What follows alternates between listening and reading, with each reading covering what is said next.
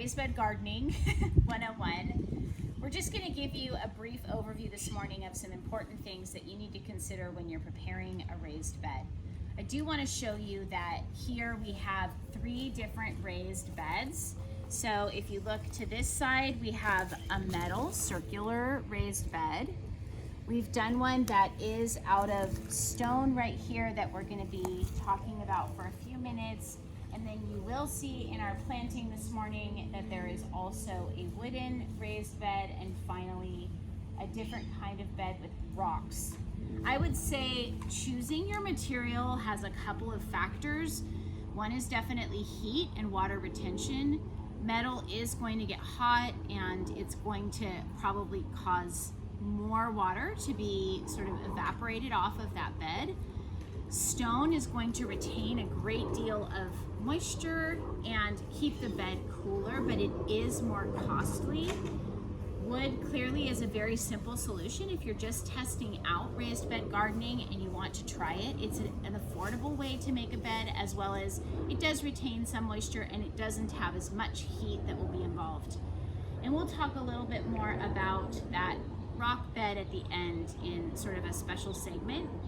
But what I do want to say in preparing for planting, there's a couple of things you need to do. It is best to really consider how much your soil is ready to absorb moisture.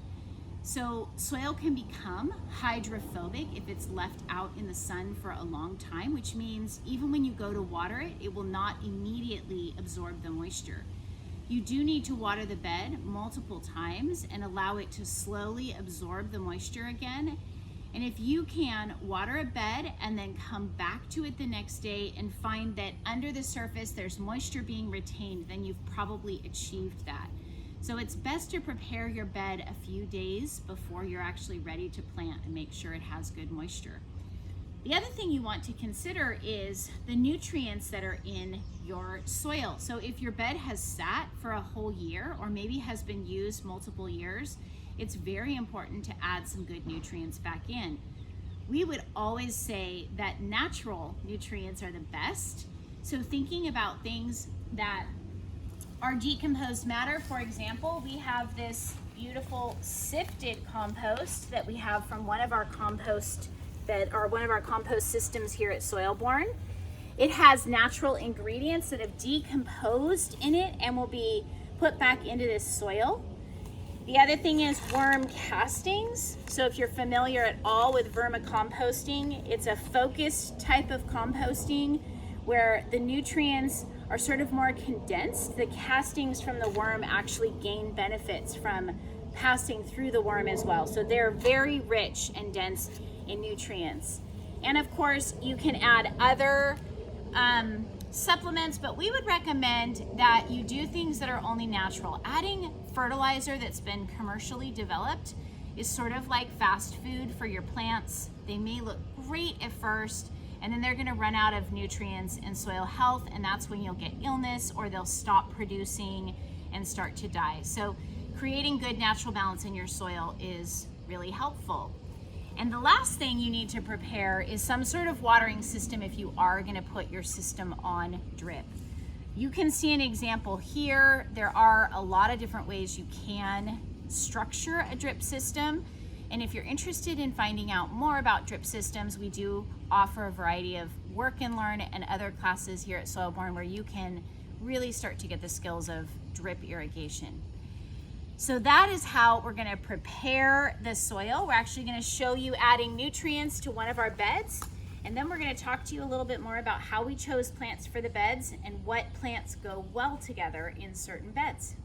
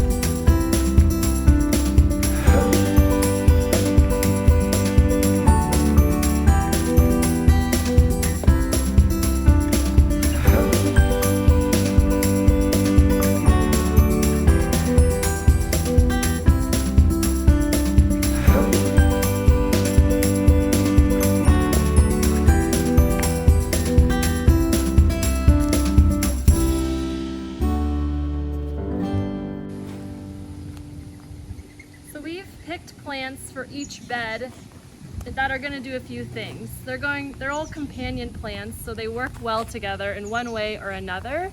They're also working together nicely in order to maximize space under the soil and on top of the soil, and also take advantage of height differences. And that'll help you grow as much as possible in your beds, because raised beds are small. We want to maximize our production. So this bed is a companion bed that has three plants known as the Three Sisters in it. And this was a practice that certain indigenous groups in the US have used for a long time.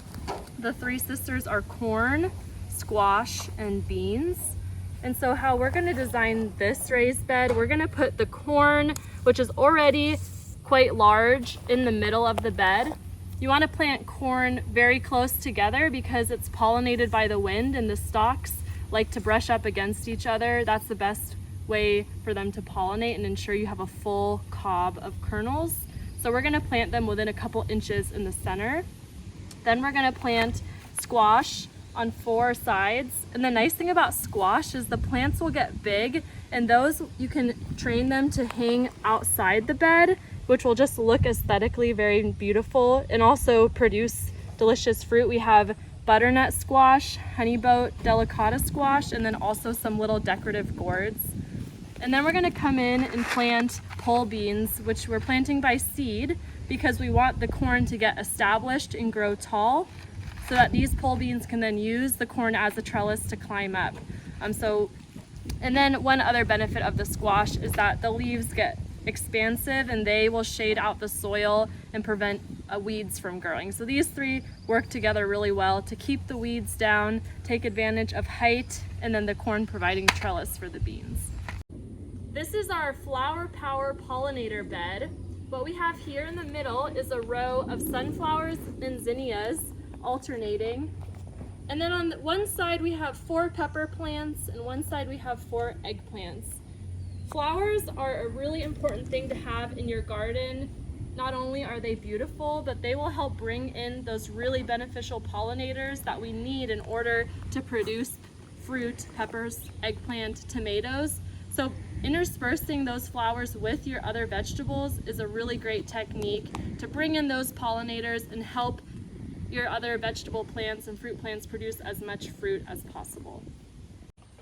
So we're going to give you a quick overview on how to plant your plants properly. You know that Emily and I have laid out all of our plants the way that we'd like to see them in our beds and considered the space, and as she mentioned, the height and the root depth, things like that. But now it's important to make sure that you actually properly plant your plants. Some places you can go wrong with a transplant are, for example, you might want to look at the condition of your transplant and make sure that it's not too root bound.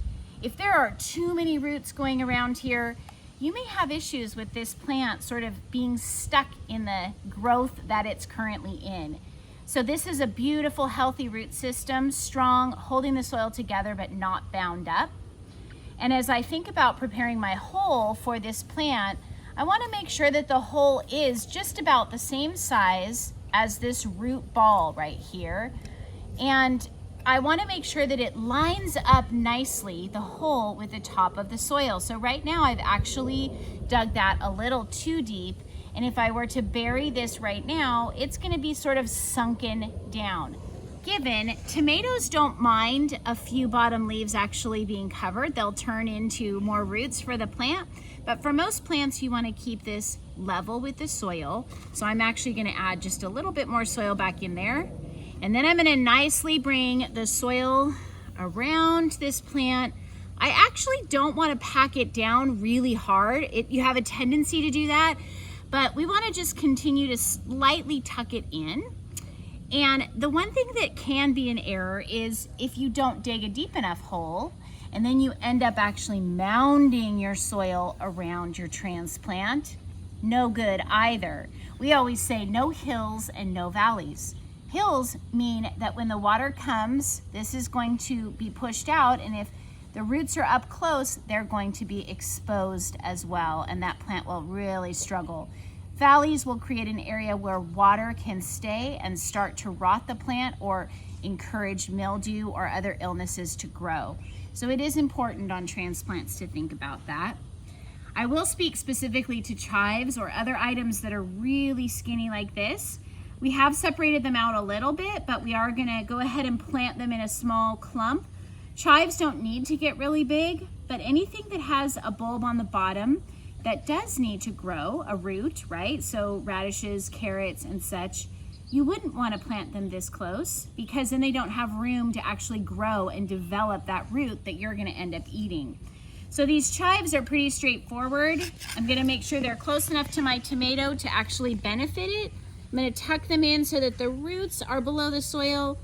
Gently give them a nice little pat, and I have my group of scallions. Finally, I want to show you the difference in these seeds. We're going to do some seeds. These are radish seeds. So you can see the size of the radish seed. And then I'm going to add a few carrot seeds so that you can notice the difference.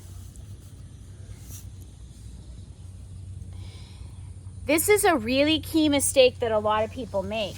The size of the seed really does affect where it should go in the soil. We often say with kids here that the seed has a little backpack of energy, and smaller seeds have less energy.